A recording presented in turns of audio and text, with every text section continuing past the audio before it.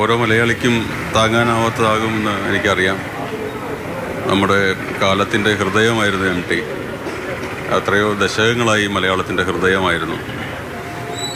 നമുക്ക് എഴുത്തിലും പത്രാധിപത്യത്തിലും സാഹിത്യത്തിലും സംസ്കാരത്തിലും എങ്ങനെയായിരിക്കണം ഒരു യഥാർത്ഥ എഴുത്തുകാരൻ എന്ന് മാതൃകയായി നിന്ന ആൾ കൂടിയാണ് അദ്ദേഹം.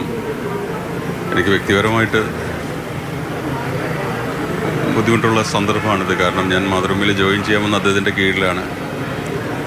അദ്ദേഹം രണ്ടാമത് നടത്തിയ വിഷുപ്പതി മത്സരത്തിൽ സമ്മാനം നേടിയിട്ടാണ് ഞാൻ ഈ കോഴിക്കോട്ടേക്ക് തന്നെ വന്നത്. അങ്ങനെയാണ് മാതൃഭൂമിയിൽ ഇൻ്റർവ്യൂ എടുത്ത് തന്നെ പത്രാധിപ സമിതിയിൽ ഉൾപ്പെടുത്തുമ്പോഴും അദ്ദേഹമായിരുന്നു അതിൻ്റെ ഇൻ്റർവ്യൂ ബോർഡിലുണ്ടായിരുന്നത്.